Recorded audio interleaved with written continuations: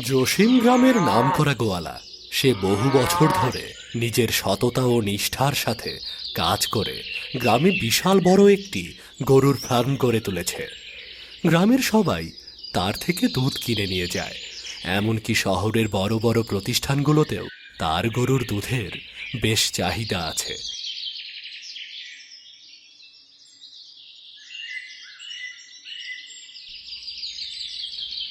জসিমের আর্থিক অবস্থা আগে খুবই খারাপ ছিল। আগে একটি ভাঙাচোরা বাড়িতে নিজের পরিবার নিয়ে থাকত, কিন্তু বর্তমানে অবস্থা ভালো হওয়ায় সে নিজের একটি বাড়ি তুলেছে। আগের বাড়িটি কয়েক কদম দূরেই অবস্থিত, পুরোপুরি পরিত্যক্ত হয়ে আছে। না, সেটা সে বিক্রি করছে না, বরং নিজে গিয়ে ওই বাড়িতে থাকছে। শুধু মাঝে মাঝে তাকে রাতের বেলা পরিত্যক্ত বাড়ির পাশের পুরনো গোয়াল ঘরে যেতে দেখা যায়। গ্রামের লোক কেউ কি জানেন না জসিম এত রাতে সেই গোয়াল ঘরে গিয়ে কি করেন?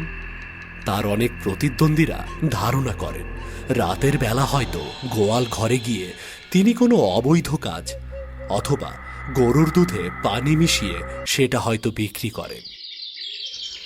তার ব্যবসায়ের অতিরিক্ত লাভের কারণে অনেকেই তার সাথে হিংসা করে।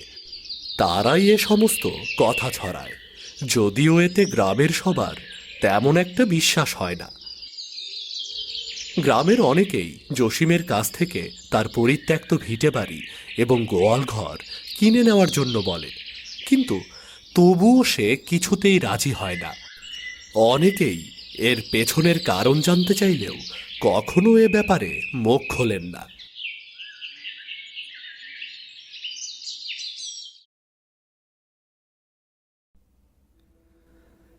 একদিন রথিন নামের এক ব্যক্তি তার কাছে আসে। জসিম সে সময় তার নতুন গোয়াল ঘরটিতে গরুগুলোর দেখভাল করছিল। রথিন তার কাছে দাঁড়িয়ে বলে, আদাব জসিম ভাই, কেমন আছো? আরে রথিনদা, এই তো আছি বেশ। আপনি কেমন আছেন? অনেকদিন পর আপনার দেখা পেলাম। আমার আর থাকা, গ্রামের বাড়িটা বিক্রি করে দিয়ে শহরে গেছিলাম একটু আধুনিকতার ছোঁয়া পেতে, কিন্তু সেখানে গিয়ে যে একেবারে আটকে যাব সেটা তো বুঝিনি। এদিকে গ্রামেও থাকার মতো কোনো ঘর নেই। শহর থেকে এসেছি ছোট ছেলেটাকে নিয়ে, উঠেছি এক দূর সম্পর্কের পিসির বাড়িতে, কিন্তু পিসির বাড়িতে কি আর এভাবে থাকা যায়? জসিম বেশ কিছুক্ষণ ধরে রথিনবাবুর সাথে তার জীবন নিয়ে গল্প করল। রথিনবাবুর কাছ থেকেও সে তার জীবনের গল্প শুনল। কি করে তিনি শহরে ছেলেগুলোকে কষ্ট করে বড় করছেন, কি করে গ্রামের টান তাকে আবারও ফিরিয়ে আনল। সবকিছুই মনোযোগ দিয়ে শুনল জসিম। গল্প করার এক পর্যায়ে রথিনবাবু বেশ সংকোচ নিয়ে বললেন, জসিম ভাই, তুমি তো সবই শুনলে, বুঝতেই পারছো এই গ্রামে আর কারো কাছ থেকে জায়গা পাওয়ার মতো অবস্থা আমার নেই। তাই তোমার কাছে একটা অনুরোধ ছিল ভাই। রথিন কিছু বলার আগেই জসিম বলে উঠল, না না রথিনদা, তোমার অনুরোধ আমি রাখতে পারবো না। আমি তো তোমায় এখনো কিছু বললামই না, অথচ তুমি আমায় ফিরিয়ে দিচ্ছ। আমি জানি তুমি কি বলতে চাইছো। তুমি আমার ওই পুরনো ভিটে বাড়ির জায়গাটুকু কিনে নিয়ে সেখানে নিজের ঘর তুলতে চাইছো, তাই তো? আগে হ্যাঁ, তুমি ঠিক ধরেছ। তুমি আমায় ফিরিয়ে দিও না ভাই। জসিম উঠে দাঁড়ালো। সে রথিনবাবুর দিকে ইশারা করে তার সাথে আসতে বলল। রথিনবাবু একটু অবাক হয়ে বললেন, কোথায় যাব আমি এখন তোমার সাথে? কেন, যে জায়গা কিনতে চাও সেটি একবার পরখ করে দেখবে না? তার মানে সত্যি তুমি আমায় ওই জায়গা কিনতে দেবে জসিম ভাই? জসিম তার কথার কোনো উত্তর না দিয়ে নিজের মতো হাঁটতে শুরু করল। রথিনবাবু আর কোনো উপায় না পেয়ে জসিমের পিছু পিছু হাঁটতে লাগল।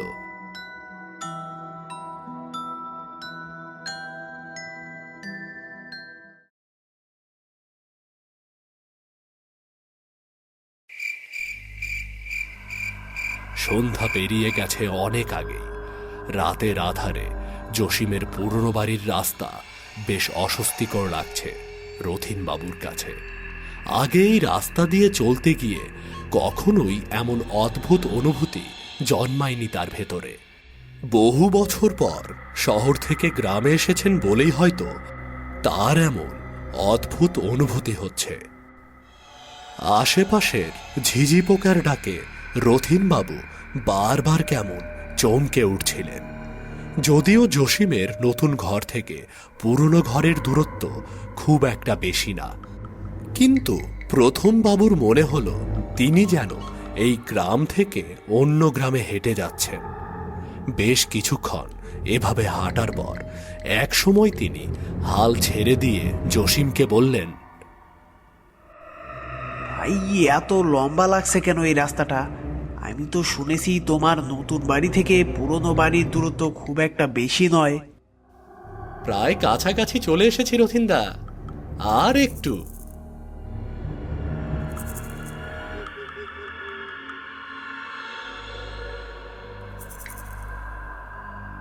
জসিমের বাড়ির সীমানার কাছাকাছি দাঁড়াতেই রথিনবাবু দেখতে পেলেন কেমন জরাজীর্ণ হয়ে পড়ে আছে বাড়িটি।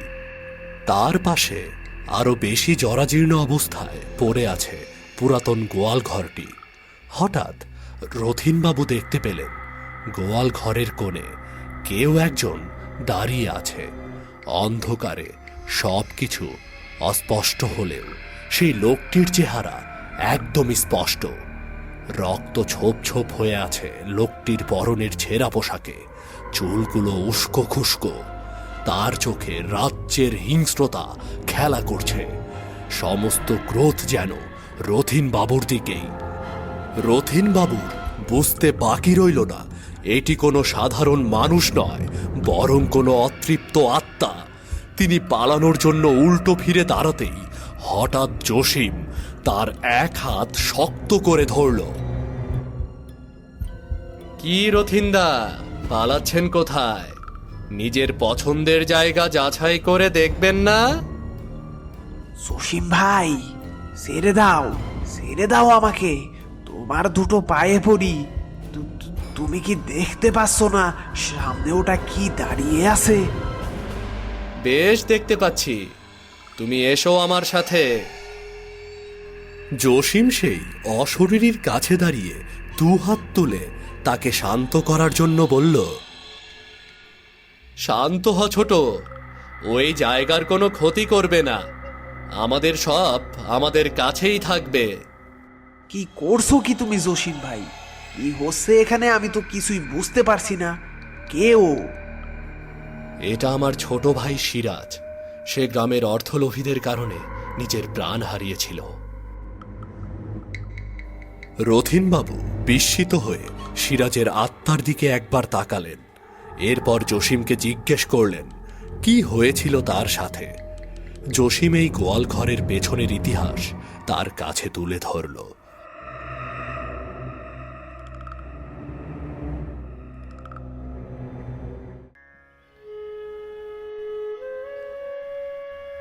আমরা ছোটবেলায় বেশ অভাব অনটনে বড় হয়েছিলাম, এটা গ্রামের প্রায় সবাই জানে। আমার বাবা মানুষের কাছ থেকে চেয়ে চিনতে ধার কর্জ করে দুটো গরু কিনেছিলেন। তার স্বপ্ন ছিল তিনি নিজের একটি ফার্ম গড়ে তুলবেন, কিন্তু বিধাতা তার সেই স্বপ্ন পূরণের আগেই তাকে তার অতিথি হিসেবে কাছে ডেকে নিলেন। আমার কখনোই এই গরুর খামার করা বা চাষবাদ করা এসবের প্রতি আগ্রহ ছিল না, কিন্তু আমার ছোট ভাই সিরাজের এসব ব্যাপারে বেশ আগ্রহ ছিল।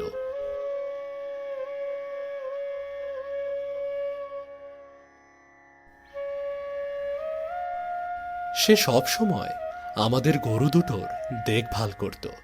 তাদের ঠিকমতো গোসল করে খাইয়ে দেওয়া, তাদের স্বাস্থ্যের উন্নতির দিকে লক্ষ্য রাখা, সবকিছু তার নখদর্পণে ছিল।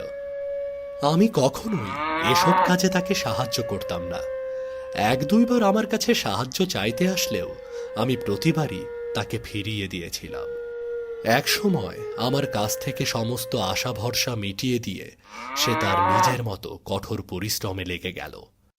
কিন্তু এত পরিশ্রমের পরেও আমাদের গরু এবং গাভী দুটোর মধ্যে গরুটি মারা গেল। সিরাজ বেশ ভেঙে পড়লেও সে পূর্ণ উদ্যমে আবার বেঁচে থাকা গাভীটির লালন পালনে লেগে গেল।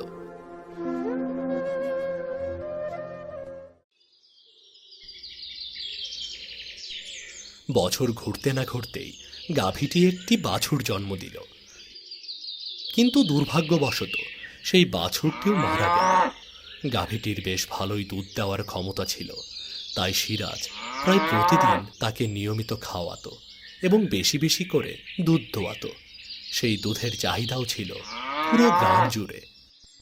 ধীরে ধীরে সিরাজের কাছ থেকে সবাই খাঁটি দুধ কিনে নিতে শুরু করলো। ধীরে ধীরে আমাদের আর্থিক অবস্থার উন্নতি হওয়া শুরু করলো। ছোট ভাইয়ের কঠোর পরিশ্রম দেখে আমিও আর হাত গুটিয়ে বসে থাকতে পারলাম না। আমিও লেগে গেলাম তাকে সাহায্য করতে। আমাদের এমন উন্নতি দেখে গ্রামের অন্যান্য ব্যবসায়ীরা বেশ ক্ষেপে উঠল।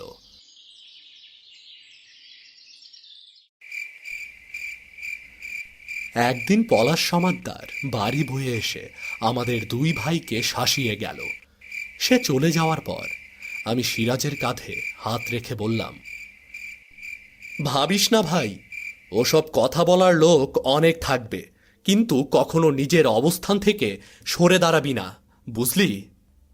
আরে না বড় ভাই, তুমি আছো না, আমার আর কোনো চিন্তা নেই। আমি যদি কখনো না থাকি, আমার বিশ্বাস আছে তুমি এই খাবার বেশ ভালোই সামলাতে পারবে। আমি স্বপ্নেও ভাবিনি আমার ভাই সেই রাতেই শয়তান পলাশের আক্রোশের শিকার হবে।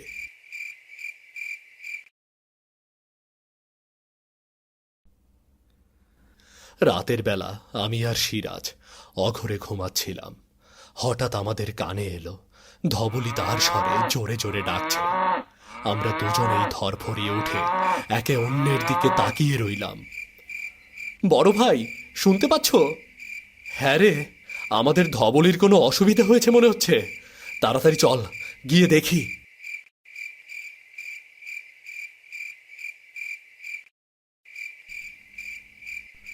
আমরা দুই ভাই হন্তদন্ত হয়ে ঘর থেকে বেরিয়ে দেখি আমাদের গোয়াল ঘরে কে যেন আগুন লাগিয়ে দিয়েছে। আমি সিরাজকে সেখানে রেখে গ্রামের দিকে ছুটে গেলাম সবার সাহায্য চাইতে। সিরাজ একাই বাড়ির পেছনের পুকুর থেকে একের পর এক বালতি পানি এনে আগুন নেভানোর চেষ্টা করছিল। হঠাৎ করেই তার মাথার পেছনে কেউ একজন জোরে আঘাত করে তাকে অজ্ঞান করে দেয়। এরপর তাকে সেই জ্বলন্ত গোয়াল ঘরের ভেতরে ছুঁড়ে ফেলে পালিয়ে যায়। আমার ভাইটা সেখানে আগুনে পুড়তে পুড়তে এক সময় ছাই হয়ে যায়, সাথে মারা যায় আমার প্রিয় ধবলিটাও।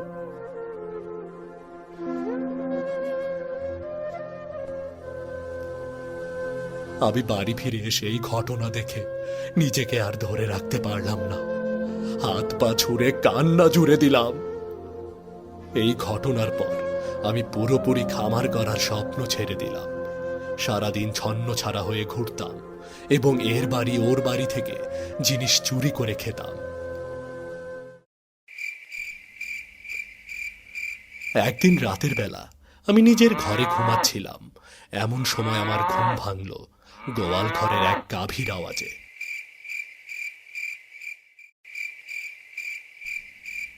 আমি ঘুমের ঘোরে হাঁটতে হাঁটতে গোয়াল ঘরের কাছে গিয়ে দরজা সরাতেই দেখি আমার ভাই সিরাজ আমাদের ধবলিকে পরম যত্নে আঁকড়ে ধরে দাঁড়িয়ে আছে।